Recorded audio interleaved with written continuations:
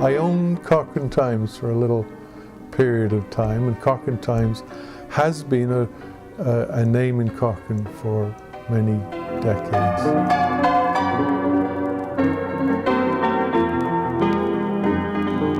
I'd emigrated to Canada from England in 1965, and I lived in Montreal and Toronto, then moved out to Calgary and worked on a ranch just south of Calgary for one summer.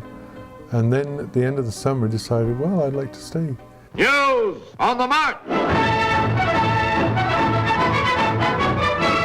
And I'd written a little bit for the university newspaper, and it just struck me while in Calgary, well, that sort of job will give me a lot of freedom. It's fairly unstructured, and that's, I think, what I was looking for, something quite unstructured. I think it would be fun to run a newspaper. I think it would be fun to run a newspaper. There has been a newspaper in Cochrane since 1943. And started, Cochrane Times was started by Father Lessard in 1943. So the Times has a long and did have a good name in Cochrane. And yes, I think there's an obligation of a tradition, in fact, to take on the name Cochrane Times, because it does go back quite a way as part of the community fabric. I am the publisher of the Inquirer. As such, it's my duty, and I'll let you in on a little secret. It's also my pleasure.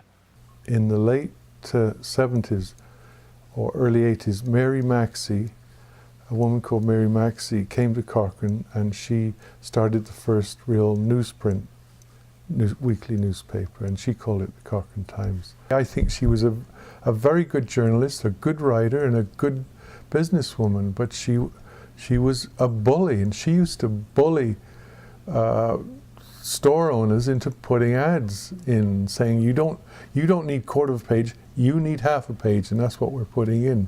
And so Mary ran the paper for several years, but she became interested 83, 84 in selling the newspaper, and I had started the Airdrie Echo, and the Rocky View Times had sold out to Jack Tennant, had gone to Edmonton, but when I heard she was selling, I became interested in getting back in the weekly newspaper business.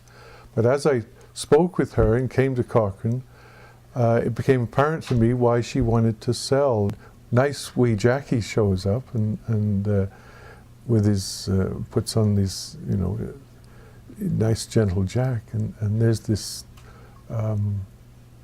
very aggressive woman, and people really got turned off here.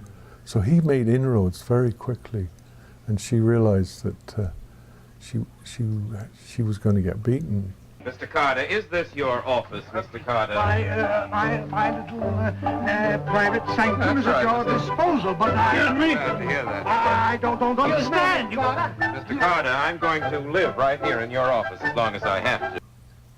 Anyway, it came about that Jack did indeed start his newspaper in the spring of 1984, and he called it Cochrane This Week. And then Mary became even more anxious to sell it, and I realized it was probably not a great business to buy, because Jack, he was a columnist with The Sun, had a real name in the community, and was quite a celebrity. And it was clear that the Times was going to lose this battle.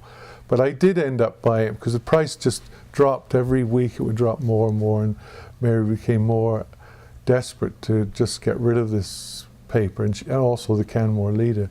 So I ended up buying it, essentially the assets.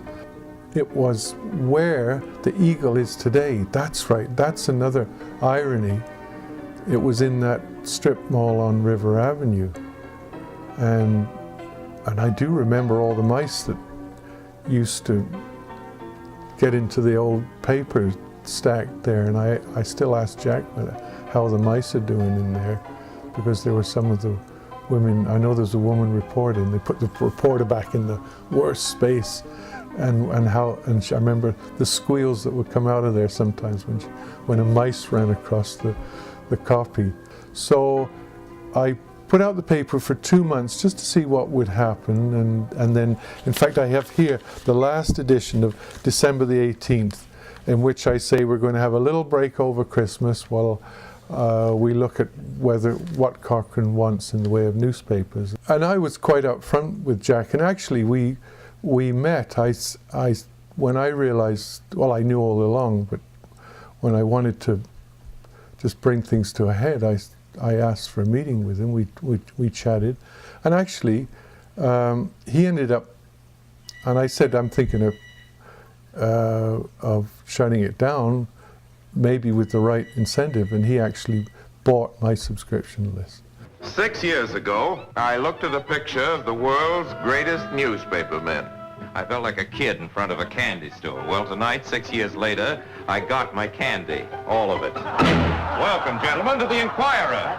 Make up an extra copy of that picture and send it to the Chronicle, will you? It'll make you all happy to learn that our circulation this morning was the greatest in New York, 684,000. And so that was, for me, a good rationale to say, okay, we'll call it quits.